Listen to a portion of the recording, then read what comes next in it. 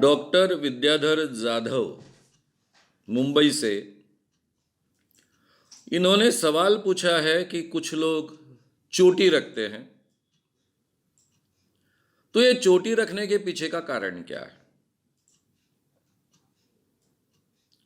इसका तो सही जवाब ऐसा है कि ये एक परंपरागत पहचान है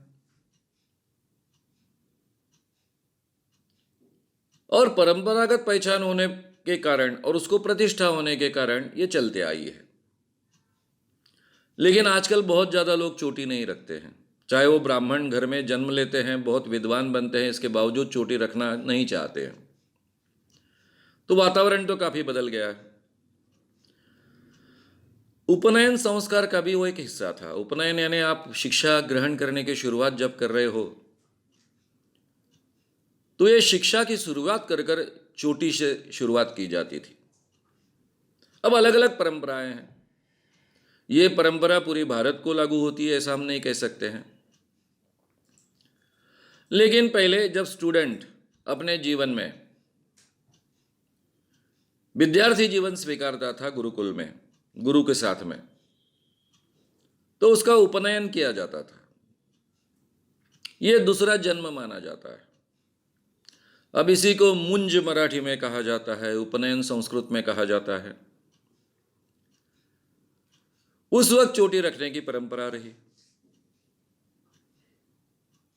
उसके पीछे अलग अलग धारणाएं हैं।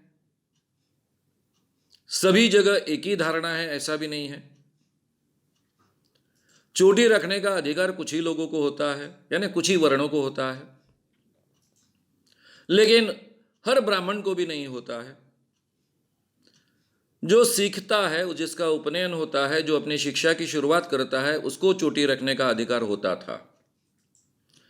आगे चलकर हो सकता है ऐसा हुआ हो कि हर ब्राह्मण चोटी रखना शुरू करे, चाहे सीखे ना सीखे, पढ़े ना पढ़े तो भी। लेकिन ये परंपरा अभी बहुत सी बची नहीं। आप बहुत विद्वान ब्राह्मणों को देखेंगे, अलग अलग विषयों में बहुत विद्वान होते हैं वो, तो वो कोई चोटी रखते नहीं हैं। बच्चे स्कूल में जाते हैं, ब्राह्मण का भी लड़का स्कूल में जाता है, तो वो कोई चोटी रखकर स्कूल में नहीं जाता है। तो ये पुरानी परंपरा है, उसके पीछे की शायद ये धारणा थी। स्वातंत्र्य वीर सावरकर, विनायक दामोदर जी सावरकर,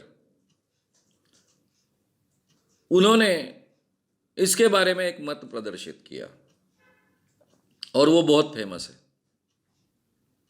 वो खुद जन्म से ब्राह्मण थे। उन्होंने कहा कि हम ब्राह्मण लोग चोटी क्यों रखते हैं? वो इसलिए रखते हैं कि ये जो आसमान में ज्ञान लहरी घूमते रहती है, ये सारी की सारी ज्ञान लहरी केवल हमारे ही मस्तिष्क में आए, सारा ज्ञान हमारे मस्तिष्क में आए। इसलिए रेडियो को जैसा एरियल होता है उस ढंग से हम अपनी चोटी रखते हैं, ताकि पूरा ज्ञान हमारे मस्तिष्क में समा जाए। यानी ज्ञान ग्रहण करने का अधिकार, एकाधिकार केवल ब्राह्मणों को है, इसके ऊपर उनकी ये टिप्पणी है। उन्होंने मजाक के शब्दों में इसकी टिंगल की है, मजाक उड़ाया है। और ये जो एकाधिकार है वो गलत है, ये भी संदेश दिया है। स्वातंत्र्य वीर सावरकर एक समाज सुधारक थे। उनका देशभक्ति आंदोलन, स्वातंत्र्य प्राप्त करने की कोशिश, ये एक उनके जीवन का हिस्सा है, उसके बारे में अलग से चर्चा हो सकती है। लेकिन समाज में परिवर्तन हो, अंधविश्वास समाज से दूर हो, लोग इंसान के बारे में ज़्यादा सोचे और इंसान ज़्यादा से ज़्यादा रैशनल हो, उसका यहाँ का जीवन, पृथ्वी पर का जीवन, जिसे हम ऐहिक जीवन कहते हैं, वो ज़्यादा अच्छा बने, इसलिए उन्होंने बहुत ही क्रांतिकारक सामाजिक विचार रखे हैं। उसमें का एक वाक्य मैंने आपको सुनाया है। मुझे लगता है आज के ज़माने में इस चोटी के बारे में चर्चा करने की बहुत सी आवश्यकता नहीं है। समाज बदल रहा है, हर तबका बदल रहा है, ब्राह्मण भी बदल रहे हैं, इसलिए इसको बहुत ज़्यादा महत्व देने की भी आवश्यकता नहीं है।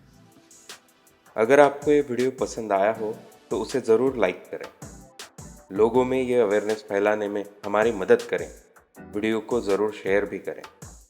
तो हमारे YouTube चैनल श्याम मानव को विज़िट करें। ऐसे सारे वीडियोस का आनंद लेने के लिए हमारे चैनल को सब्सक्राइब करें। उसके लिए सब्सक्राइब बटन दबाएं। नए वीडियोस का नोटिफिकेशन पाने के लिए बेल आइकन दबाएं।